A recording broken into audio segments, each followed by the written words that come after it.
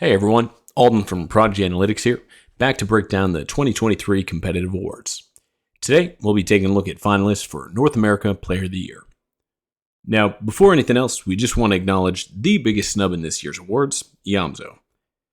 All of our finalists are great players, but how Iamzo isn't among them is a bigger mystery than whether Kanata found a girlfriend in Denmark. But when I heard I was coming to Copenhagen, I'm not gonna lie, I'm here to find a girlfriend, you know what I'm saying? The Danish girls are here, they're pretty beautiful, so. So, Iamzo, consider this your recognition for the incredible year you had. Alright, let's go ahead and get started by diving into FNCS placement.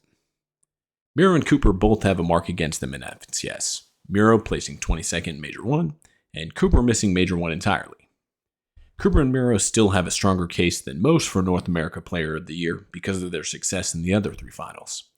The issue is, they're up against Acorn and Colt for this award. Two players who have the results to not only compete with Cooper and Mero, but that are arguably more impressive overall. For Cooper specifically, it's really difficult to award Player of the Year to someone who missed an entire FNCS finals. That's a huge hurdle. It's essentially the same thing as voting for an NFL MVP that missed a quarter of the season, which, by the way, has never happened in the history of the NFL. Now, Cooper's performance in Majors 2, 3, and Globals was incredible, and that at least gets him in the conversation.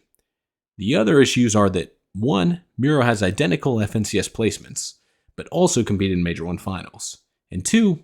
Acorn and Colt don't have a single poor placement in any FNCS finals this season. In Mero's case, the problem is that Acorn and Colt have been so good, so consistently this season, that even a minor hiccup, like Mero had in Major 1, is enough to weaken his candidacy. Now, obviously, Cooper and Mero have one component working heavily in their favor, winning global championships. Let's remember, though, that Acorn and Colt didn't exactly embarrass themselves at Globals. They finished 7th. In our opinion, the difference between 1st and 7th at Globals isn't enough to push Cooper or Mero past Acorn or Colt. If this were simply the NA Player of the Last 8 Months award, Cooper and Mero would be in a league of their own. But since we're awarding Player of the Year, we have to consider their entire body of work for 2023. Now, perhaps you view Globals differently than we do. No problem. We totally respect that.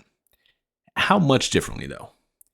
We can run a little experiment and assign point values to each placement in the major grand finals, similar to those you'd see used in power rankings.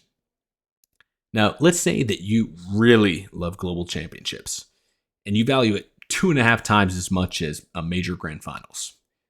Even then, Acorn and Colt would still come out ranked ahead. Think about that. You'd be making globals equivalent to competing in more than 2 major grand finals. Yet even so, Acorn and Colt would still be favored here. Now, some of you watching might be saying, but Acorn and Colt won Major 1. Before the regions were combined, it became more competitive. Excellent point. So what if we did this? The players competing in global championships had a combined 358 finals in Chapter 4. We can express the total number of Chapter 4 finals by the players competing in each major as a ratio relative to globals. We can then use those ratios to determine the point values to award for each major. When we do that, what do you know? Acorn and Colt still come out ahead. So, by FNCS placements, Colt and Acorn are on a tier above Cooper and Mero. But FNCS placements aren't the only way to measure a player. Shown here are the NA FNCS total elimination leaders. Colt is comfortably in 1st with 93 eliminations, Acorn next in 8th with 64, Mero just behind at 9th with 62, and Cooper bringing up the rear in 20th with 52 total eliminations. Again, Cooper missing out on 12 games worth of data in Major 1 is simply a huge deal. That said, we can account for the differences in games played by using average eliminations per game. Shown here are the NA average eliminations per game by players with a minimum of 30 games played in Chapter 4 finals. Colt is still in the lead here, but Cooper does come out more favorably using average eliminations per game. Now, Colt also set several records this season. His 40 eliminations in Major 1 was the most individual eliminations in either NA or EU finals this chapter. Colt was also the only NA player with double-digit eliminations in a single game, when he secured 10 eliminations in Game 5 of Major 1. As important as eliminations are, not all eliminations are created equal.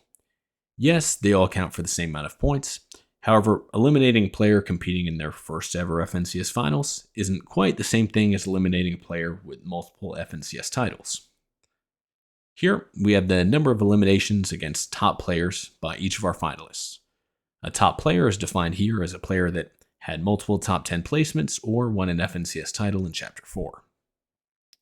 Cold is first in both eliminations against top players and as a percentage of his total eliminations. Acorn is second in total eliminations against top players, while Cooper has the second best ratio of top player eliminations to total eliminations. Now, the last metric we'll discuss is solo impact score. You may be familiar with this if you watched our EU analysis video, but just in case, it measures the points that a player contributes when they are the last player alive on their team. Now, Cold and Mero had two of the most impressive performances of the year in Major 1. Then each finalist had a turn in the top spot, Mero in Major 1, Cold in Major 2, Acorn in Major 3, and Cooper and Cold tied in Globals.